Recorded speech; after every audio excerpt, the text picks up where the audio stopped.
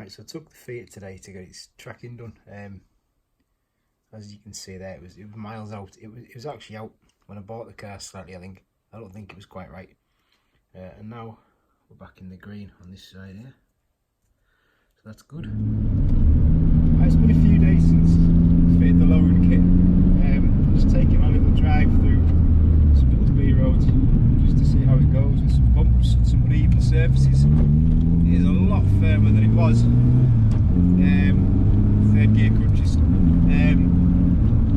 But it feels okay. It's not as bad as I expected. I expected it to be a lot bumpier. It is a bit bouncy, but I kind of expected it to be a lot worse. These are wound right down to the bottom on the front. It is possible that if it took them up, it would be a little bit less bangy and less crashy. But I don't know. The body roll's definitely gone. It's a million times better. Good thing about this car as well is because it's only like 54 horsepower, it's quite difficult to speed, which is great, so you can be flat out quite a lot of the time. It's great fun. I'm only doing 25 and it feels like I'm doing about 125, but in general the front doesn't feel bad at all. It was horrendous before I had the tracking done. Obviously it was just almost undrivable, but in terms of everything else, it corners pretty decent as well. I'm very surprised. I mean, it's a small car, needs tight little corners, it's getting around. There's no rolling at all. I mean, previously it was really bad for roll. It's just a little lump in the road. Hey, I think we got air there. Yeah, I'm impressed with the price, to be honest. I've had really expensive shock absorbers in the past on my Vauxhall Corse that I used to have. And they were alright, yeah, they were fine, but I don't think they were any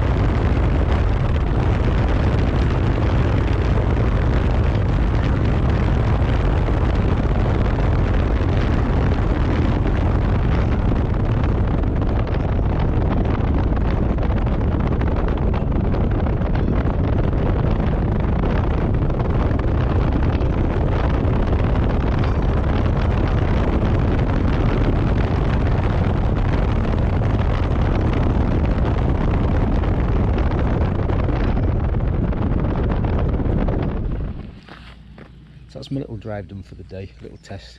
It's come out pretty good. The car's done alright in the little road. Just sat there. It sits pretty good. I think the back definitely needs to come down a bit. Going on the front, pretty low. Needs to be lower. Not a lot, I reckon. I don't know, what, 15-20 mil do it. The rest of it's pretty good. It is pretty low on the front though. I think the sun's going to ruin that, but it's pretty good. It's not as uncomfortable as you'd expect at all. Very happy. In terms of this car, which was a £300 car, which the suspension's nearly cost the same as the car, I think it's not been a bad deal. We just need more power really, which is one of the aims. We're not sure what we're going to do just yet, but we are looking at a couple of options as to what to do. Whether we keep this engine for a bit longer or we swap it for something else, we'll see. But as a 1.1, it is really good fun to drive on, you know, if you know, say between 30 and 60 mile an hour. I know that sounds daft, but on little B roads, because it's short and it does seem to handle pretty good now. It is incredibly good fun to drive. I would argue that this will be probably just as quick around these roads as my Golf is. My Golf's what, nearly 10 times the power of this. And yeah, I don't think it would be much different. Probably have more fun in this, to be honest, because I spend more time braking in the Golf and I just spend more time accelerating in this, but that's just the way it goes. So yeah, that my review is, I reckon, I'm going to say 6.5 out of 10.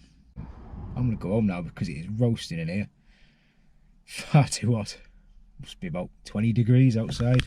That's warm for up here. Thanks for watching. Again, if you did. If you didn't, then you've missed out on loads of excitement, obviously. But you wouldn't have watched that bit, would you? Yeah, bye.